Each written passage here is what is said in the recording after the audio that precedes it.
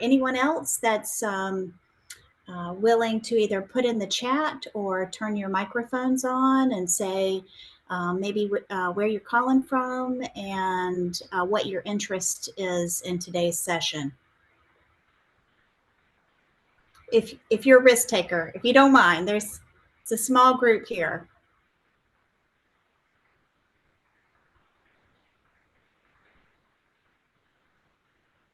Hello. Hello. I'm Yen Zhao. I'm a ecosystem ecologist in Taylor Biological Station, and in fact, the topic today is not my, my familiar area, but I'm interested in how do you collect and use the data. Yeah. Thank you. Yeah. That's great. All right. Thank you so much. Carl or Dan? Hi, I'm Carl Klein.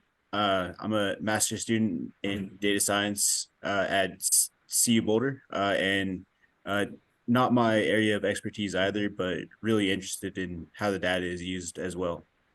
Cool. Awesome. Thank you, Carl.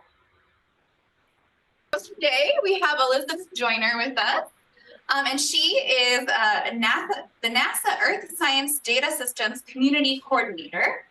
And her job is to promote the use of NASA data resources. And she has a BA in Religious Studies and Environmental Geology, as well as a Master of Education and Master of Arts in Teaching from the College of Charleston. And she's an experienced science outreach specialist with more than 25 years of experience working with government agencies, nonprofits, and environmental institutions, education institutions. For example, she was previously the Senior Outreach Coordinator for NASA Langley Research Center's Science Directorate. And she's also worked with multiple other institutions, including Virginia Space Grant Consortium, South Carolina Space Grant, and the South Carolina Sea Grant, NOAA NSF Center for Ocean Science and Education Excellence, and the American Geosciences Institute. And she was previously a teacher in public and private schools for 10 years as well. Hey. So she has a lot of breadth and depth of experience. I'm happy to have her here today. So with that, we are excited to hear her talk today, titled Just in Time, Finding and Assessing the NASA Air Quality Data and Tools You Need. So thank you, Elizabeth. Thank you, Allison. Hello, everyone. I am joining you from my home in Suffolk, Virginia, where it's getting a little chilly over here on the East Coast, but I know you guys are so used to that, which I am not. If you can't tell, I am from, by my accent, I should say, I am from South Carolina, and so I'm giving you a big hi, y'all. And I'm going to try something new today. I'm using Mentimeter, and I'm going to ask you to bring out your cell phones and help me by you sharing your experience and your interest. And also, I've got a few QR codes and different things like that that you may want to take. Go ahead and access. So for example, the talk today and lots of resources are available at this DOI QR code. And so that it will take you directly to Zenodo. But for our time together today, which I always pack way too much in. So let's, you'll learn a little bit about me. I would like to learn a little bit about you. We'll talk about needs and opportunities for Earth data science. We will also address some of the FAIR principles. And actually, I had hoped to go into the reproducibility, but I think we're just going to focus on the F and the A. We'll talk, if time is available, we'll talk a little bit about some open science opportunities. We'll get into the Air Quality Data Pathfinder, and I will demo for you that resource. For those of you that are interested in air quality parameters and tools, but I understand from a couple that air quality is maybe not your expertise, and you're open to other data pathfinders. I believe we have 16 of them, and so certainly we encourage you to take a look at all of those, and we'll go over that just briefly. And then where to go next? I have some opportunities, and I have asked Cassie to please or Casey, sorry, to please remind me to mention to you the AGU pre-conference workshop. So if I don't get time to share that, Casey, if you don't mind also mentioning that.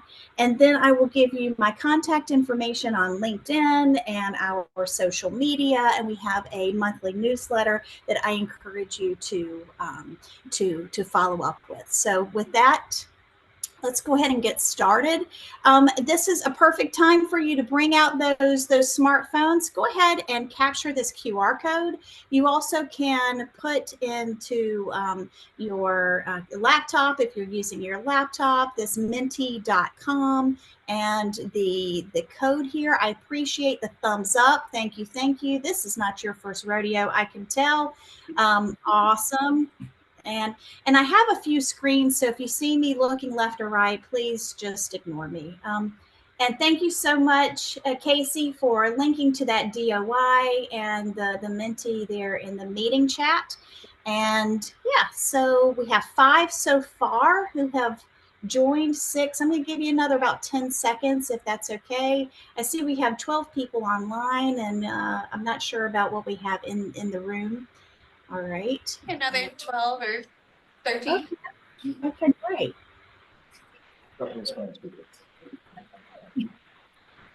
All right. And we'll go ahead and move forward. And you will see this, some instructions on these slides that request your participation. So if you're not capturing it quite yet, that's all right. We'll go ahead and move forward. A little bit about me. Again, hi y'all, from South Carolina, but however, I sit and live in Virginia. My background is marine geology. As Allison mentioned, I've worked in a variety of different agencies, programs, projects, but the common thread is I like to share science, information, data, and including STEM opportunities and projects with the community. And so that's been a big driver for me.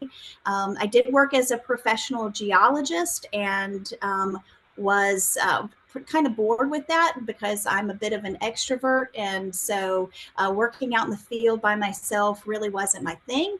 But that's me. My pronouns are she, her, hers.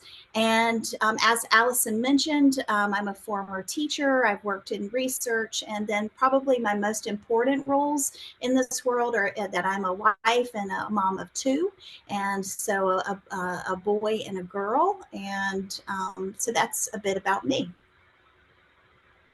All right, so would love to hear from you. What type of data user do you represent? And you should be able to select all, but if not, just select the one that you feel like best represents you. All right, I see one person has responded. All right, so some questions that come to mind in this: who is a practical data user? Those may be like your GIS users, could be like an air quality technician, for example. Those people might work in a municipality, for example. All right, so it's pretty good spread here. By far, we've got mostly researchers, and we have some data providers, maybe from NSIDC or something like that. And okay, we've got some grantees of NASA-funded projects. That's awesome. All right, so let's go ahead and move forward. It's great to see you. I love the diversity. On a scale of 0 to 5, how familiar are you with remote sensing data in general? I'm not talking about NASA data per se. This could be in situ data. This could be collecting, your own data. Let's see here.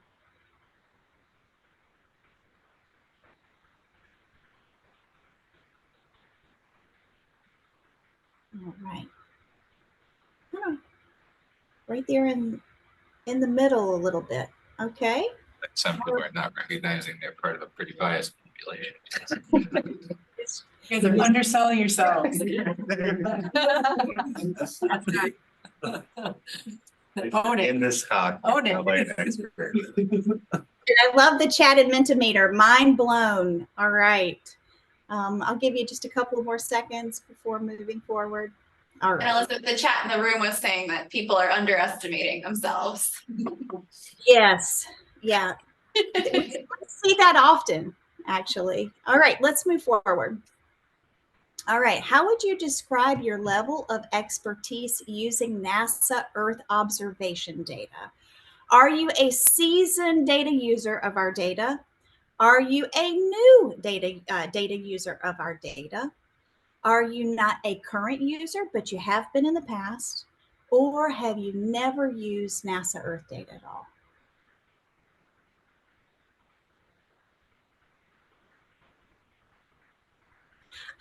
I just love these kinds of technologies that help me understand you and your needs and experience. Well, thank you for all of you that have joined. We hope that if you're not currently a user, you'll join us after this. And for the new users, way to go. And I especially appreciate the two who have never used our data before. So welcome. And then our seasoned data users, thank you so much. All right. So this may be familiar to you. This is our current fleet as of January of this year. We have satellites that are constantly measuring the Earth's surface, and I just love this view here. We've got the A train. We've got a variety of different Earth system satellites, which are beautiful to review and see and imagine. And I wanted to mention, in terms of those satellites, we have here this is our current fleet, but this kind of shows you where these satellites are in terms of like their implementation or planning phase. The ones in yellow are the pre-formulation, and I believe this is current as of October. So let me back up. The implementation ones are in orange. The ones that are currently operating are in green. And then we have those ones that are operating but are in their extended phase, going above and beyond what we ever planned, which is pretty awesome.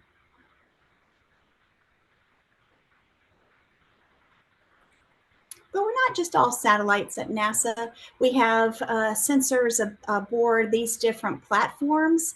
And so while we'll focus mainly, I believe, on the satellite missions or those sensors on the ISS, we do have missions that are on these airborne instruments that are on the airplanes, like where I worked at NASA Langley and other NASA centers.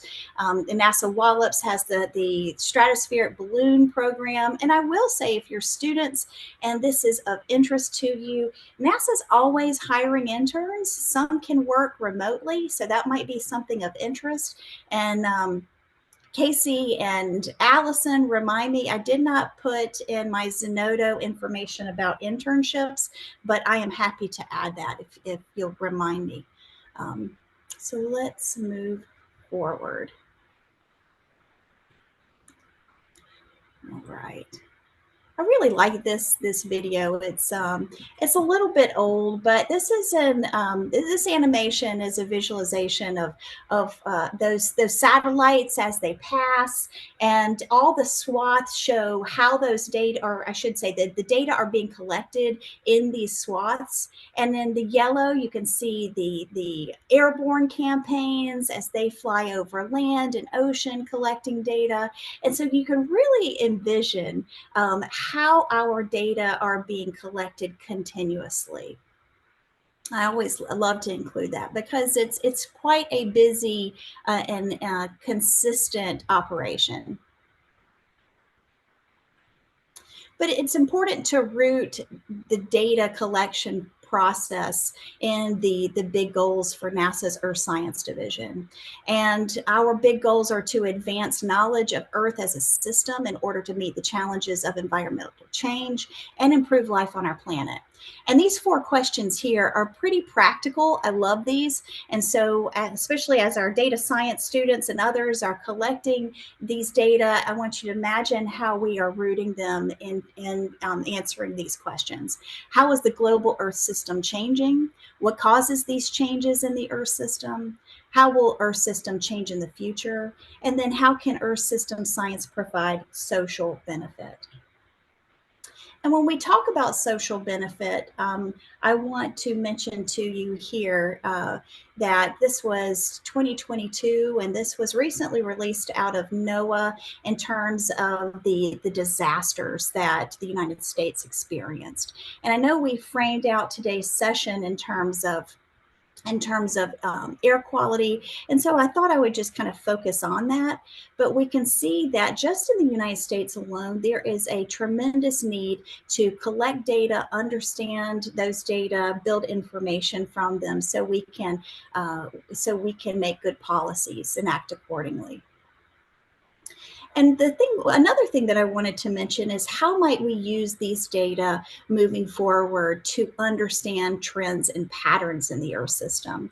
And so this is, while it's not focused on air quality per se, this is a recent publication that showcases, we can see here the climate change impacts and the different Earth system phenomena that are happening as a result, or that are linked to those possible probable, and we also here include the probable direct human impacts as well, and then also natural variability. So we can start to see these trends and patterns using the data. So in terms of NASA data, NASA's Earth data, where I sit, has the single largest repository of Earth science data in the world. And then these data collections started back into the 1990s, and we have now well over 11,000 data collections. And here I've just put a list of popular, really common data sets that people refer to. I know that NSIDC is located there in your neck of the woods, and certainly cryospheric data is their focus. And so we are honored to be a part of that system where they work, and the data archives that they collect. And let me back up here for a second. I got off track. Give me 1 second. I'm trying something new with Mentimeter. So if I stumble, please provide me some grace here. All right, it's something to note. Now, this is maybe a little more in the weeds, but I did want to mention this to you. And so let me just make sure I get this right. So something worth noting about our data and the volumes of our data, NASA has a lot of it, and it is growing fast. This chart shows our data holdings, and for a sense of scale, and you people know this likely, 1 petabyte is approximately the equivalent of 500 billion pages of printed text. And just for reference, the Library of Congress's entire holdings is about 20 petabytes, and we passed that in 2017. Our current archive holdings, shown in blue, come from nearly 95 missions. We have 13 new missions to be added to this collection, such as SWAT and ISAR, and those are shown in orange. And from 2021 to 2026, NASA's data archives will grow more than 4-fold, from 65 petabytes to more than 250 petabytes. And by the end of 2023, our total archive size, including those cloud data sets, is 102 petabytes, and that includes 20,000 unique data sets. Cloud-only data are currently about 45 petabytes, but we are on a goal to get all of our data archives into the cloud. By 2029, we estimate our archives to be around 325 petabytes. And think about it, that's just NASA data alone. And so when you start coupling in data from our partners and other agencies around the world, that's a lot of data that's available to you all.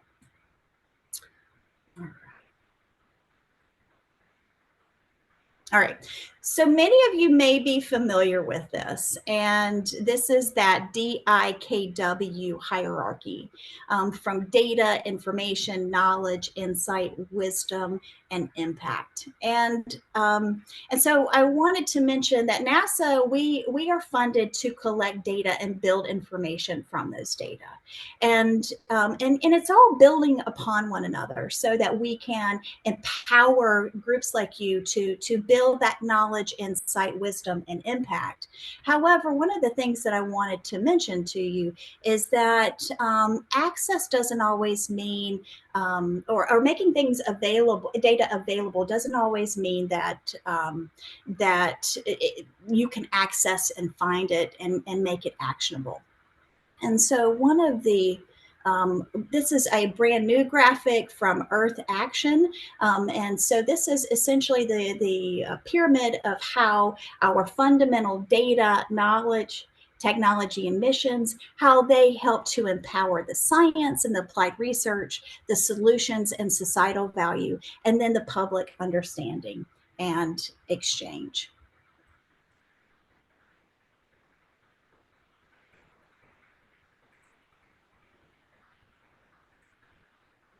You can see it.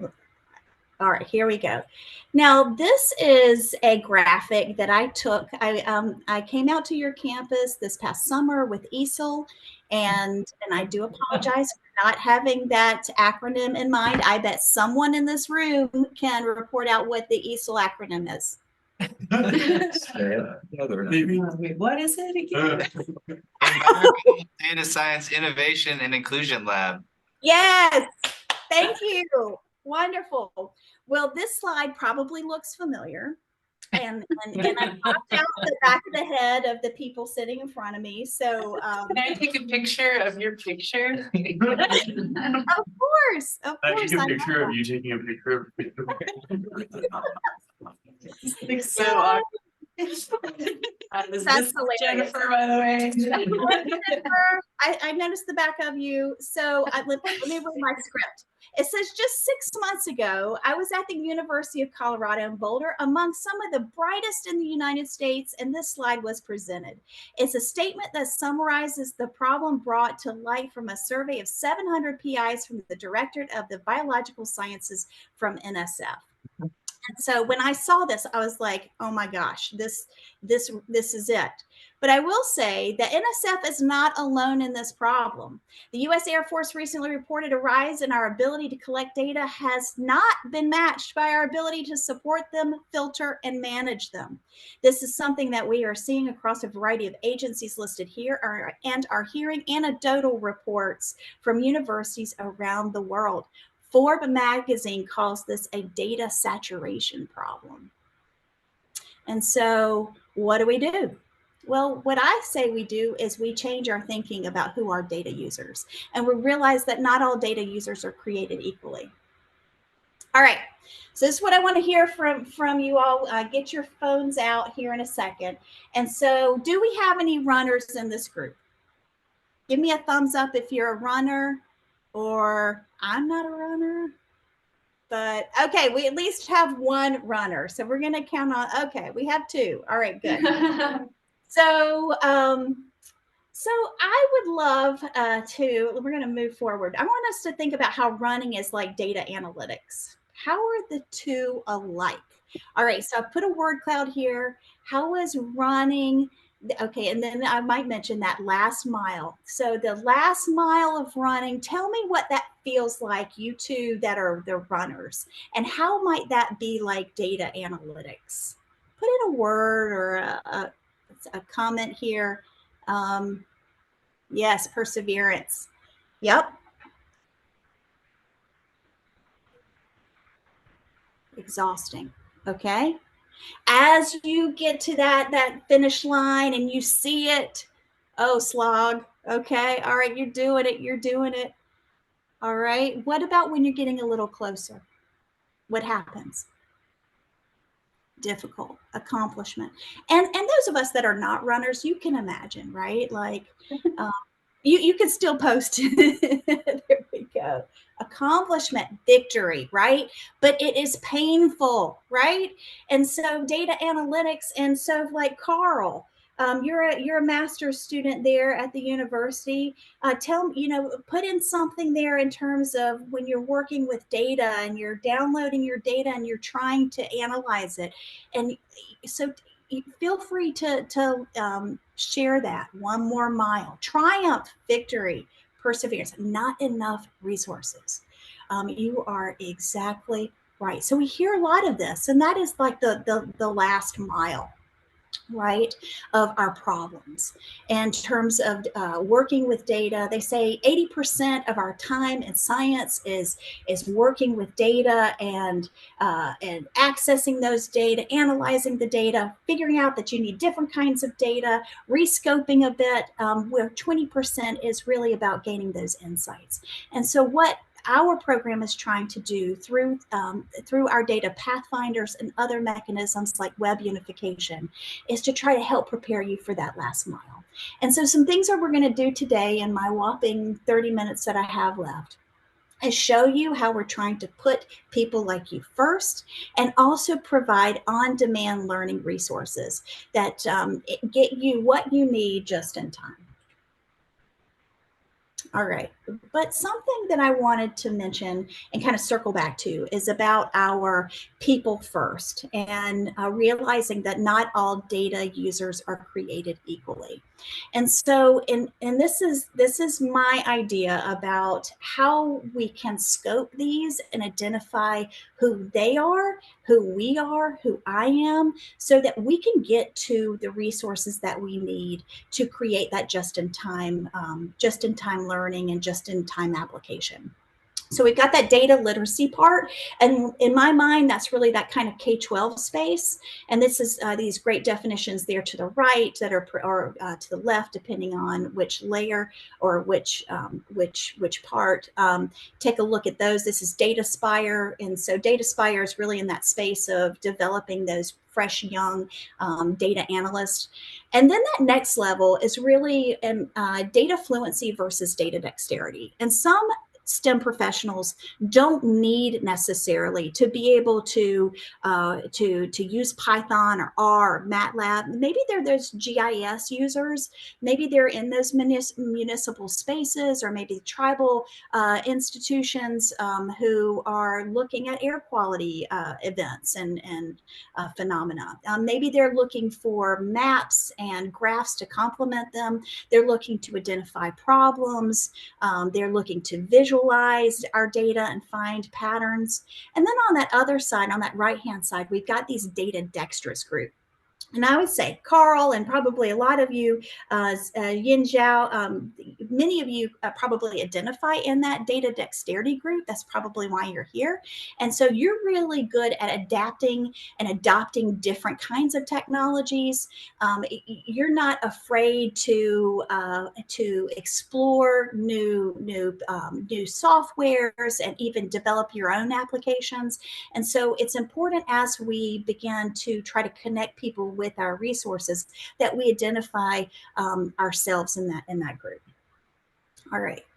So, all right, this is your turn. Would love to hear from you. The data dexterous group, that's the one that those are the Python, the R programmers. Those are Carl, that's like the Carl in the group probably. Data fluency, again, those are like your GIS people. Those are your folks that are very comfortable looking at different dashboards of data, making quick insights.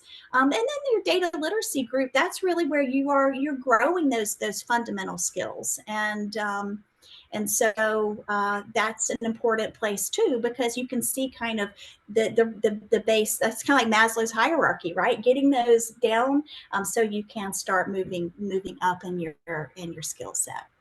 All right, I love that we have a bit of everything, which is fantastic, because what I'm going to show you with the Air Quality Data Pathfinder is we've got something for each of you, and that's great. So thank you for participating. Some of the ways and some of the resources that we have to help with those different end users, and you will see a bit of those in the Pathfinder today. We have something called Worldview. This is imagery driven, and in some cases, you're seeing the data.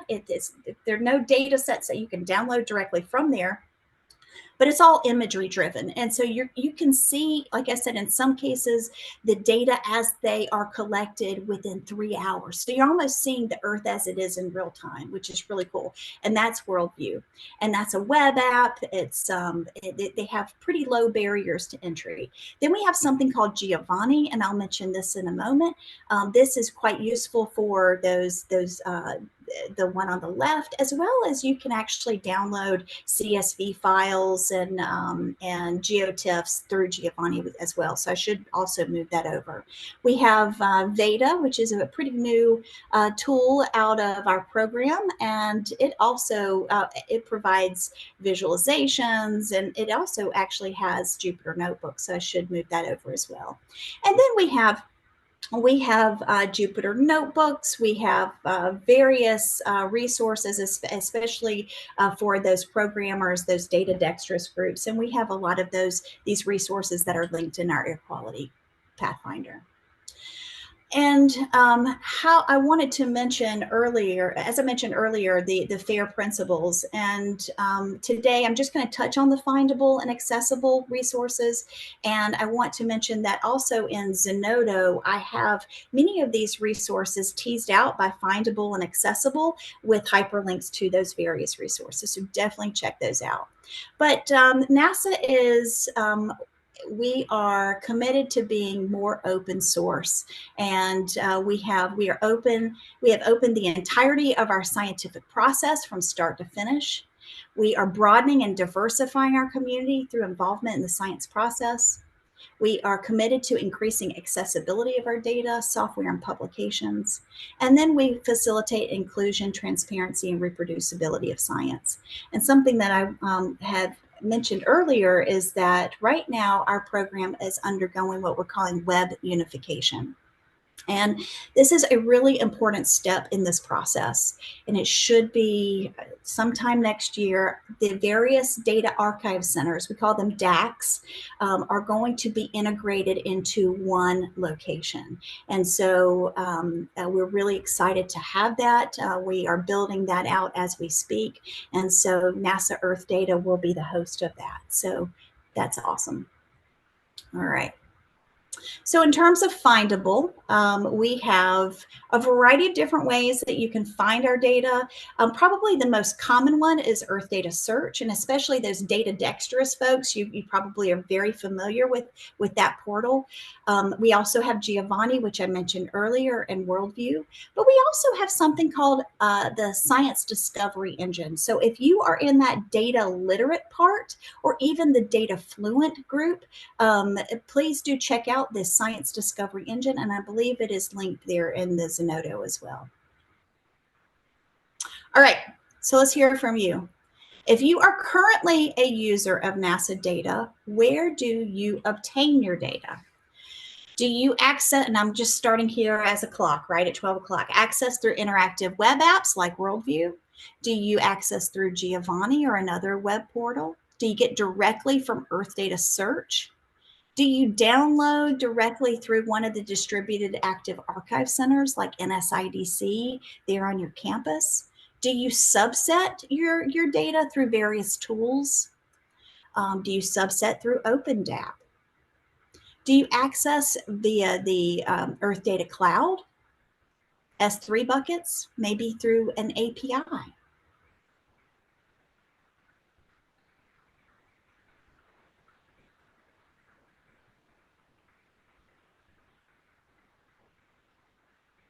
Okay, I'm seeing some tension pulling on this graphic, which is pretty neat. All right, download it through Earth Data Search. That's fantastic. We also API users going straight to the DACs. That's fantastic. All right, and I see there's really some opportunity here for, and Allison, this might be something we want to highlight next time, is some of these tools, such as Appears. Appears is a great subsetting tool that maybe we could highlight. Also, I'm seeing opportunities here for Giovanni, if you're not familiar with that. So let's jump into it. So thank you so much for participating. All right. In terms of accessible, I'm going to highlight for you Worldview. And again, that's a really low barrier to entry tool. But we have the Earth Data login process. So if you are intending to download data from Earth Data Search, it's great to get a login. We also have something called an Earth Data Forum, which is browsable.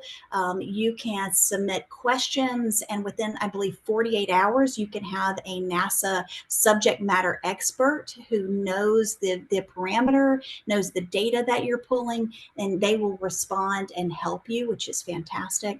Again, we are moving our data in the cloud, so this is an accessibility opportunity there. We also have just recently created a Space Act agreement with Esri, and so we are working to put our data in Living Atlas and make that more accessible to GIS users. And then I mentioned Worldview, that has the imagery that it brings into that web app. And it is all driven by something we call GIBS, Global Imagery Browse Services. All right. So back to those people first. So I've presented to you a lot of tools and resources, but we've all been there where we've jumped into a tool that is not necessarily scoped to our level of use or training. And so what I want to highlight for you here is, as we get into the Data Pathfinder, you're going to recognize some of these things. Worldview, easy, intuitive tool. You cannot download data directly from there. It is highly visual, it's imagery only, and it's also level 2 and 3. However, a great thing about it is it spans all of the various disciplines within the Earth system. So we can see that in terms of its scientific value, because you cannot download the data necessarily, it's got a lower scientific value. But it also is it's easier in terms of not needing those advanced data skills and knowledge. Next, as we move right, a little higher in terms of the data skills and knowledge required, is that Giovanni. It's got basic analyses capabilities, but it's limited in terms of it's limited to mostly only the Goddard DAC, which is our archive center. But I will say the Goddard DAC has most of the Earth system science data, and in terms of a wide variety of different Earth system science parameters. It also contains a few of the other DAC data, so that might be something of interest. One of the best things about this tool, though, as I mentioned earlier, if you're interested in CSV files, GeoTIFFs, NetCDF, this is a great tool for you. You can also access gridded data, so it's level 3, and model data level 4. It can be slow to run, especially if you're trying to generate graphs and charts that over a long period of time. And then finally, NASA Earth Data. This is definitely for your intermediate and advanced learning, advanced users.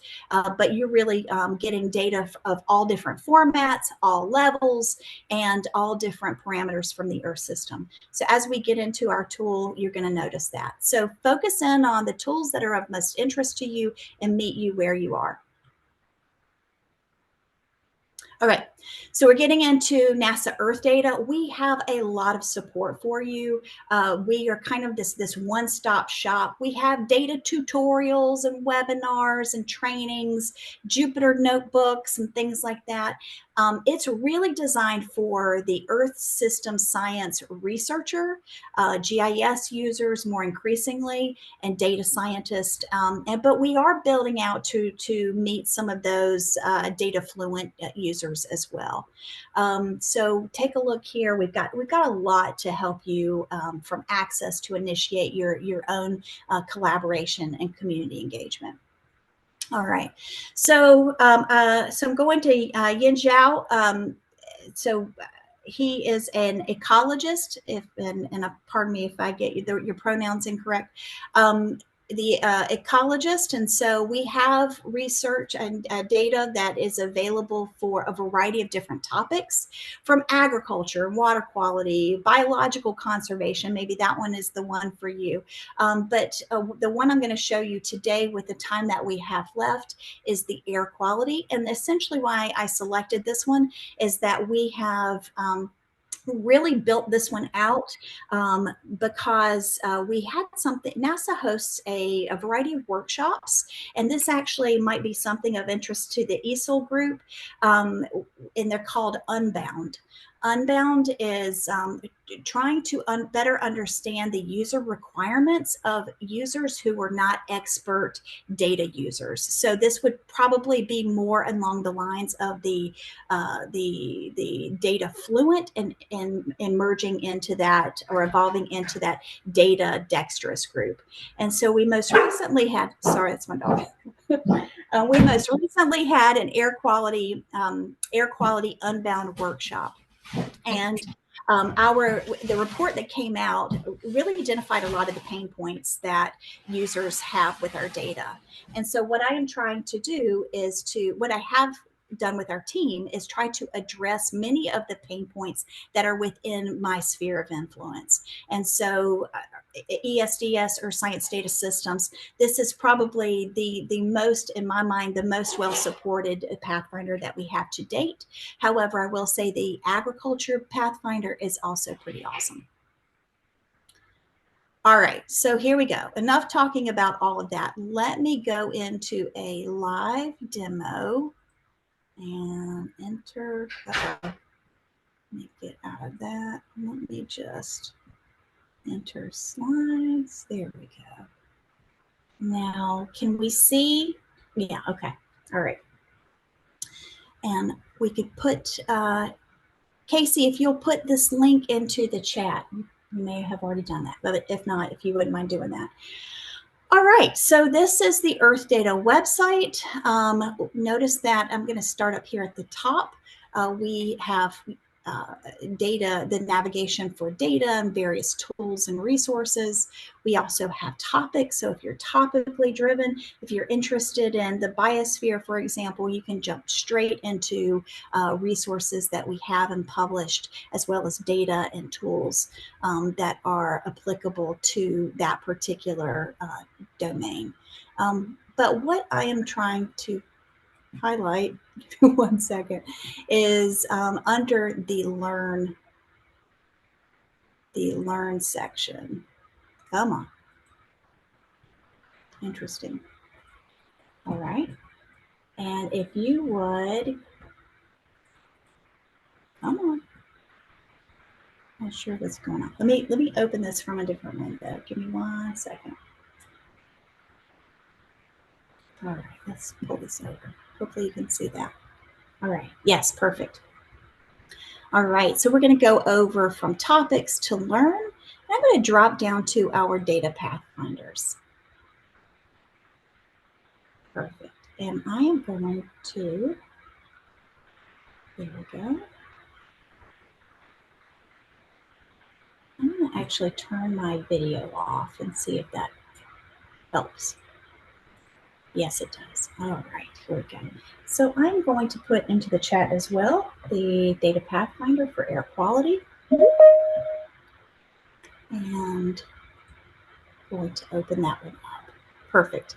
All right, so off the bat, we can see here on the right-hand side, we can see the tags that are associated with air quality that people can drill down to, and if you see something of interest, you can select that. But we also learned from our Unbound participants is people weren't really sure who this Pathfinder was for. And so we've clearly identified that here. We also encourage users to create an Earth Data login. And we also refer to Landsat data in this data Pathfinder. So we link to the USGS. And then also, when you have questions, we have the Earth Data forum linked here, and we encourage you to use that. I'm going to close these up. The next thing that you see in this data pathfinder are what I call these parameter cards. And so our parameters that we've linked here, we have aerosol data, trace gas data, land surface data, weather data, as well as human dimension data. And I'm going to open up the aerosol data in just a moment, but I'm going to first skip down here for tools for using data. We also learned from Unbound that many of our users weren't really sure what tools help you do what types of tasks. And so what we have here are, we have identified tools, whether they help you find and access data, to preparing, maybe subsetting those data, visualizing data that's air quality related, downloading data, analyzing data, and then tools, especially for developers. So APIs, more technical, we have here our Earth Data Developer Portal. And so we've got a variety of different tools that are really scoped to help connect end users with the tools that they need. And then finally, we have other various resources that are connected to the SDGs, Sustainable Development Goals, as well as external resources across different agencies and programs. So I wanted to highlight that for you before we get into the aerosol data. All right. So now each of these parameter cards show up in this top level tier. Now the parameters themselves are listed here in this kind of teal color in that second tier. So we have AOD, aerosol optical depth, AI, aerosol index, PM 2.5, and we also provide dust score data. So we're looking at AOD right now, and what we have below is a table for commonly used AOD data at a glance. Now, this does not include, obviously, all the data that are in our collections. However, these data are the data that the Distributed Active Archives Center subject matter experts, that's a mouthful, but what our NASA data experts, these are the data sets that they recommend you use. And what we've done here is we've tried to identify for the end user what the resolutions, the coverage, what the satellite and sensor names, and then if it's observation or reanalysis or model data, and then what is the file format. And so one of the things that we learned, another thing that we learned from the Unbound workshop is that people don't know what satellite or sensor they need, but these are the data that they're comfortable in looking for. They know what spatial resolution they need, as well as the frequency of those data. So we have kind of reorganized how typically many of our data sets are communicated. Each of these hyperlinks will take you right down to that particular data set, but what I want to show you here are various tutorials for, and this is just for AOD. So if you're looking, you might be interested, let's say, in MERA-2 data, these reanalysis data, but you're not really sure how to use them. I want you to take a look at the tutorials that are linked here. Here we have from Earth Data, from HAYCAST, from RSET, we have the trainings that have been made available that cover this particular parameter. We also have use cases, data visualizations just for AOD. This is not everything in the kitchen sink. This is just for AOD data. GIS ready tools and tutorials for AOD. Data access tools for AOD data. Data customizing resources, again, for AOD data, and then programming tools.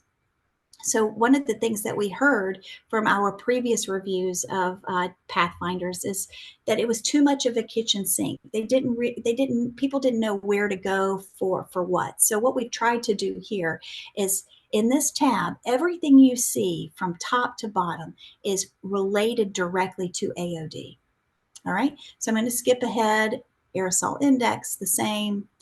PM 2.5 is identified in the same way. And so I encourage you to check those out. Let's see here. So each of the different top tiers, this is trace gas, are set up in the exact same way with the tools.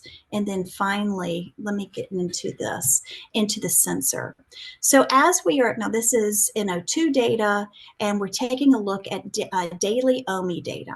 The first resources that we pull up, if they are made available in Worldview, are the data sets in NASA Worldview.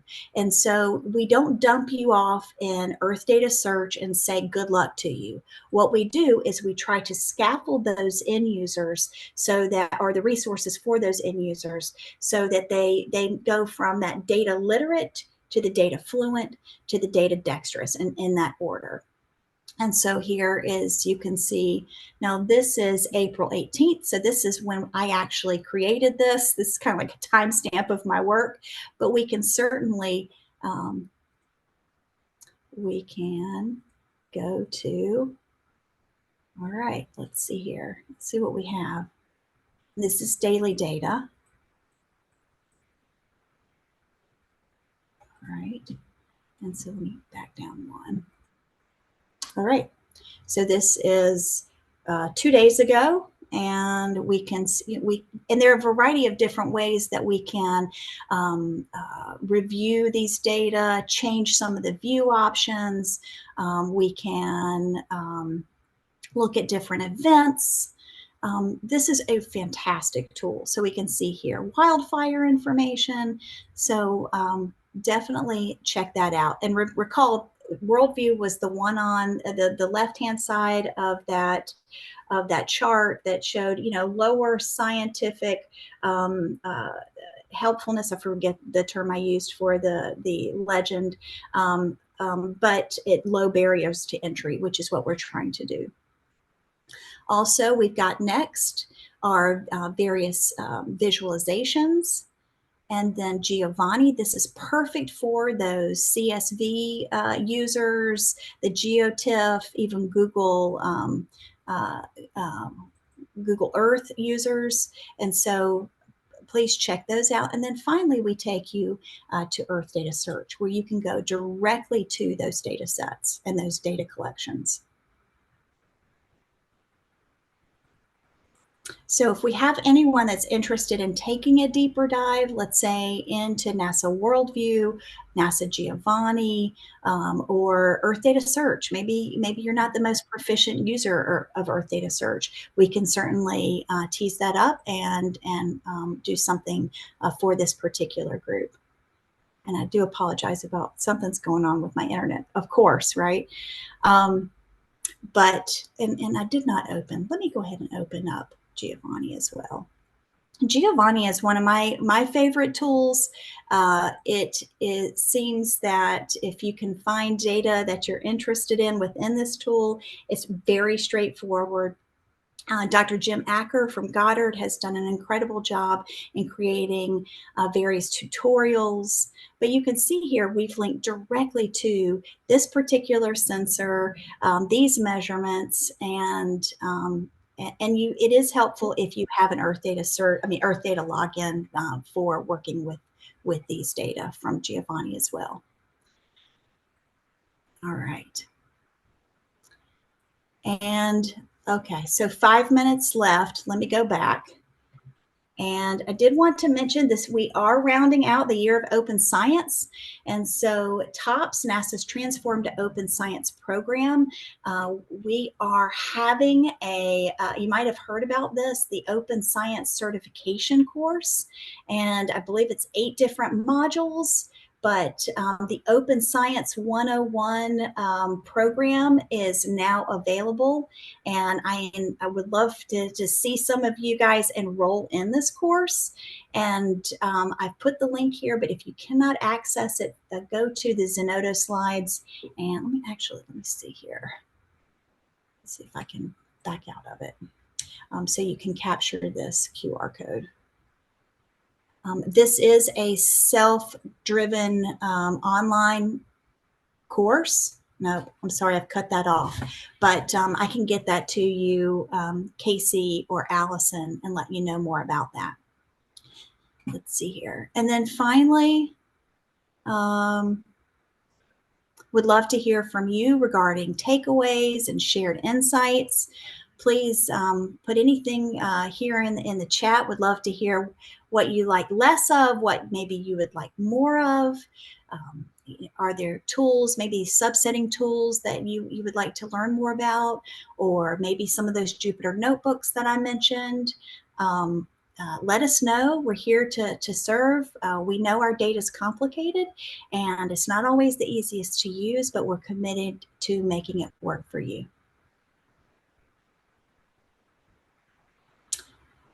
Yeah, love those easy visualizations too. Yes, NASA Worldview is great. Again, Giovanni, let's play around with Giovanni. Great. There's over like 21 different analysis features that you can run within that software, and it produces some pretty great visualizations too. Yay, NASA. You are so welcome for the introduction, and I'm going to go ahead and move forward because I want to show you lastly, we have a newsletter here. Let me see. I'm going to put the copy link. I'm going to put this into the slide deck. So if you are not currently a member of the newsletter, check us out. Hopefully this link will work.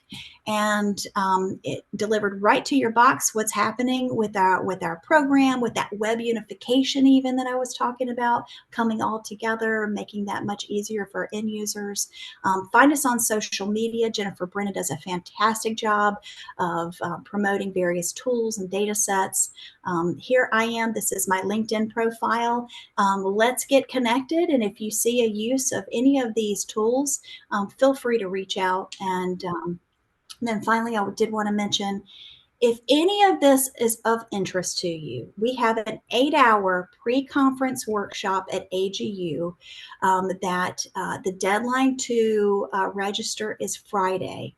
But we will be covering Giovanni. Dr. Jim Acker will be there in person. We've got OpenScapes. So we're going to be doing a bit of Jupyter notebooks and Python. So if you plan on going to the meeting, would love to connect. It is on Sunday. It's all day on Sunday.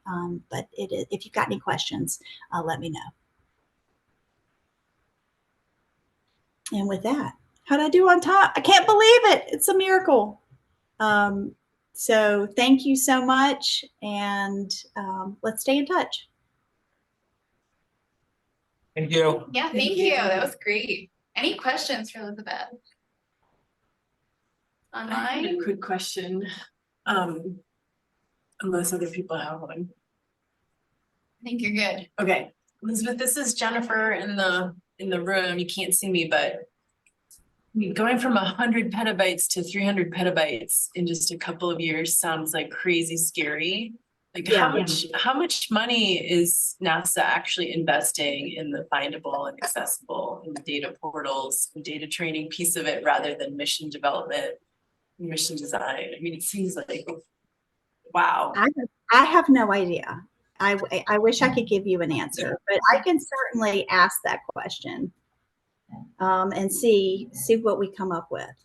But I don't know, but we are committed. And not only with that, with our new missions, but also the whole movement to the cloud, the movement that with the web unification, moving from 12 different data centers who all, communicate their data documentation a little different. All their websites are different.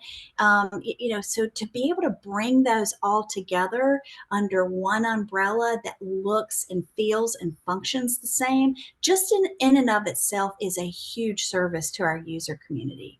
And so I'm really excited about that. And yeah, so there's a lot of data, and I think it underscores the needs of us to identify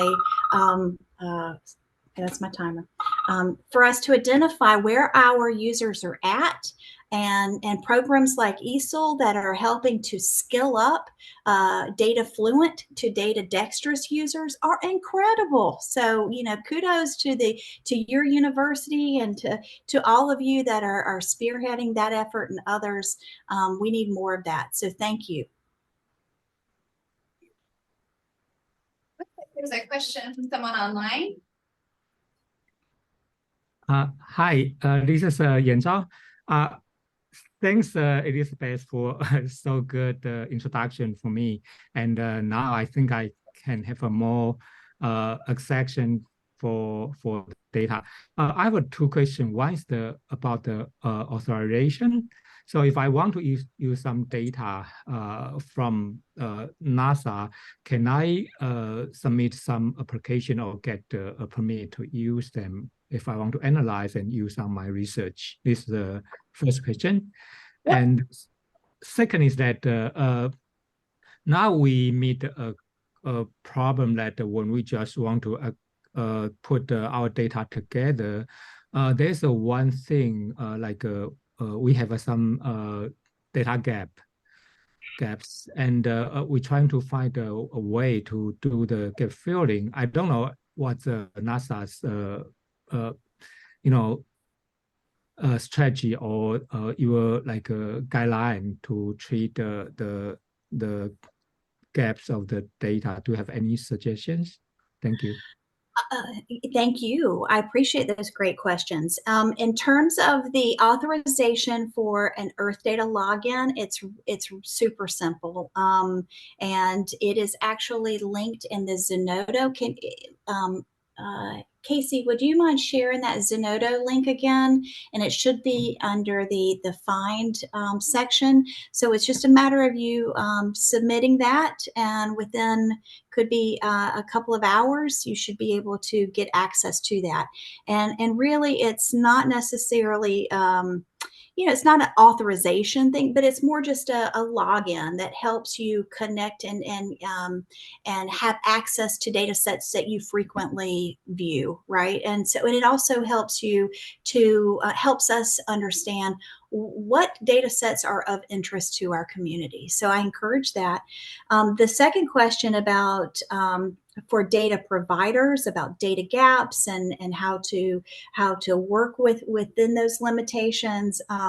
We do have some guidelines, and I don't believe that I put those in the Zenodo, but I will. And if you would, I'm going to give you my email. I'm going to put it in the chat. If you would follow up with me, and I would be happy to connect you with someone with the DAX to help address that question. Does that help? Yeah, thank you very much. I will send you an email, and yeah, thank you. Yeah, for sure. That's great. Thank you, Casey. I think we're at time. Thanks again, Elizabeth. That was really interesting to learn all about that. You are so welcome. Thank you for allowing me to share. This has been great. Absolutely. All right. One more round of applause.